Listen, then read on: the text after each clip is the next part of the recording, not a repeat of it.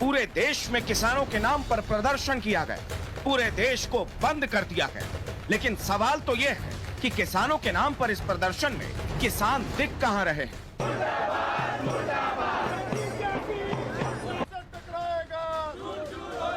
पटना में आरजेडी ने किसानों के भारत बंद का समर्थन किया। बंद को सफल बनाने के लिए आरजेडी के नेता और कार्यकर्ता सड़क पर उतर आए।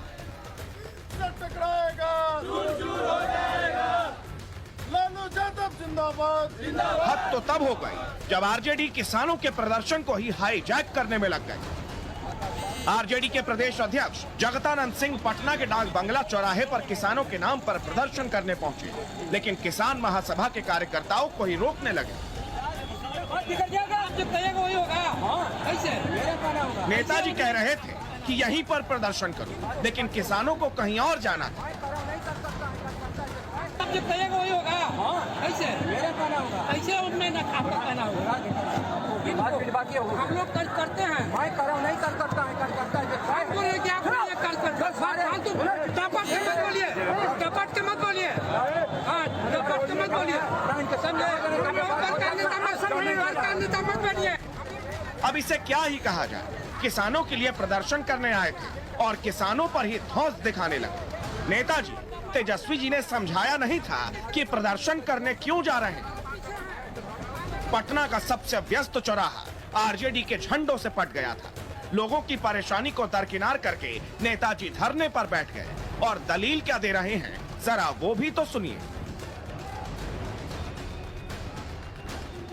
लोगों को परेशानी नहीं हो रही है, लोग स्वतः मदद कर रहे हैं।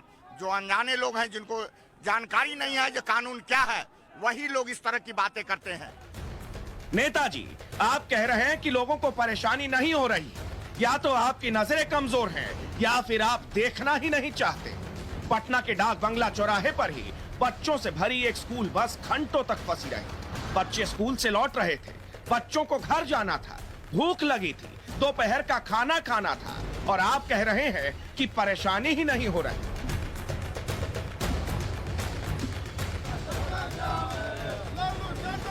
इतना ही नहीं, जरा ये भी तो देख लीजिए।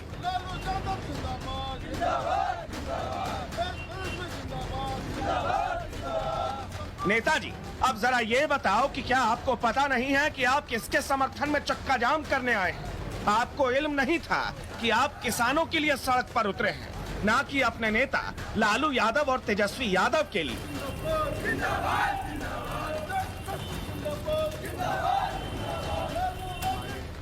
कार्यकर्ताओं से तो सवाल हो गया, अब जरा तेजस्वी यादव से भी एक सवाल का जवाब ले लें। किसानों के भारत बंद का तो समर्थन कर दिया, लेकिन आप कहां हैं जनाब? आपके कार्यकर्ताओं ने जो सड़क जाम किया है, उससे जनता बीच सड़क पर गर्मी में मरती रही, लेकिन आप कहां थे? क्या एसी कमरे में टीवी पर अपने कार्यकर्ताओं की कारस्तानी देख रहे थे? किसानों के लिए ये कैसा समर्थन? अब इसे किसानों की आड़ में राजनीति ना कहें तो क्या कहें?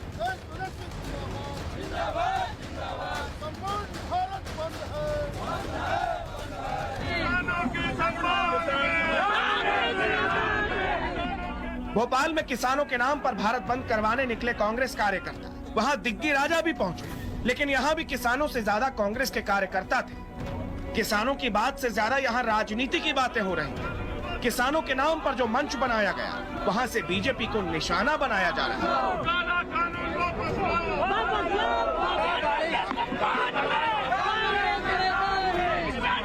जैसा कि राहुल गांधी जी ने आज से 6 साल पहले कहा था कि ये मोदी शाह सरकार जो है सूट बूट की सरकार है, मतलब बड़े बड़े उद्योगपतियों की, लाखों करोड़ वाले व्यापारियों की ये सरकार है, इसलिए हम इसका विरोध करते हैं। तो दिग्गी राजा ये बताएं कि आप यहाँ किसानों के समर्थन में आए थे या फिर अपनी राजनीति चमकाने? यहाँ भी एक सवाल राहुल गांधी जी से। सुबह सुबह ट्वीट करके ऐलान तो कर दिया कि आज भारत बंद है, लेकिन क्या सोचा था कि जो लोग जाम में फंसे हैं वो कितने परेशान हैं? किसानों के समर्थन में कम से कम सड़क पर ही उतर आते तो लगता कि हाँ, सच में किसानों के प्रति सहानुभूति है, लेकिन नहीं।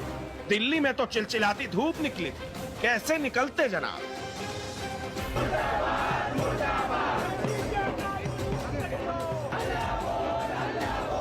देश की आर्थिक राजधानी मुंबई में भी भारत बंद का असर देखा गया, लेकिन यहाँ भी किसान कम और राजनीतिक कार्यकर्ता ज्यादा दिख रहे थे। ये देखिए, लेफ्ट पार्टियों का झंडा, कांग्रेस का झंडा, किसानों के बहाने राजनीति चमकाने निकल पड़ी राजनीतिक पार्टी।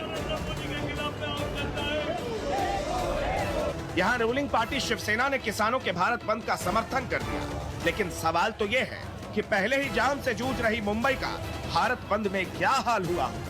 मुख्यमंत्री उद्धव ठाकरे तो घर से निकलते हैं तो प्रोटोकॉल के तहत फर्राटा मारते उनके काफिले की गाड़ियां निकलती हैं, लेकिन जो जनता जाम में फंसी है, जिसका आज दफ्तर छूट गया, कितनों के एक दिन की सैलरी कट गई, ऐसे लोगों की समस्या का क्या समाधान है? देश भर में किसानों ने भारत बंद बुलाया, लेकिन कई शहरों में यही तस्वीर देखने को मिली, किसान कम, राजनीतिक पार्टियों के कार्यकर्ता ज्यादा। ऐसा लगा मानो किसानों के भारत बंद को राजनीतिक तरीके से हाईजैक कर लिया गया। इसमें भिंडी है, भिंडी की खेती करते हैं आप? भिंडी की खेती करते हैं। कितनी भिंडी लेकर आए, क्या रेट जाएगी? रेट का तो ये पता लगेगा, 20 रुपए किलो भी रह जा, 15 रुपए किलो भी रह जा। अच्छा, भिंडी ही उगाते हैं? भिंडी है, धान है, और चीज भी है कई।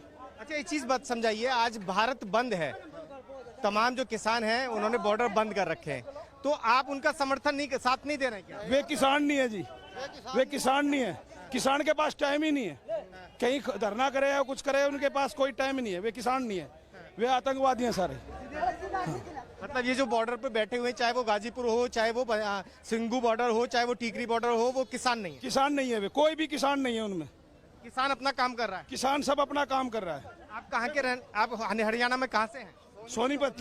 सोनीपत। और कितने सालों से यही भिंडी का काम, दूसरी खेती कर रहे हैं? हमारे पिताजी वगैरह से करते आते हैं, 45 साल मेरी उम्र होगी जी, मैं तो जब से देख रहा हूँ अपने खेती कर रहे हैं। अभी जो परिवार के दूसरे बच्चे हैं वो भी खेती से जुड़े हुए हैं? जो पढ़ लेते हैं बाहर चले जाते हैं, अपने नौकरी कर रहे हैं, बाकी किसान तो खेती। आप जो तीनों कानून, कृषि कानून बनाए गए, उनके समर्थन में आप? हम उनके समर्थन में हैं। हाँ। जो लोग समर्थन में नहीं है उन्हें आप किसान नहीं मानते? वे किसान ही नहीं है, किसान को तो अपना काम करना है। क्या सड़कों पे किसान के घर में तो पंखा तक होता नहीं, एसी चला के होटलों में लौट रहे हैं, मौज मस्ती कर रहे हैं, ऐपबाजी कर रहे हैं, रोज दारू पी के हल्ला कर रहे हैं। चलिए, ये तस्वीर आप देख लीजिए, ये किसान हरियाणा के सोनीपत से आए हैं और भिंडी लेकर यहाँ पर पहुंचे, भिंडी की खेती है। आज भारत बंद है, इसलिए ये तस्वीर महत्वपूर्ण हो जाती है कि किस तरीके से जो किसान है वो अपना काम कर रहा है, वो इस भारत बंद के साथ नहीं है, बल्कि अपनी जो फसल है उसे लेकर आजादपुर मंडी में बेचने के लिए आया है। ये वो किसान है जिनका इस भारत बंद से कोई लेना देना नहीं है, और वो उन लोगों को किसान भी नहीं मान रहे जो बॉर्डर पर बैठे हुए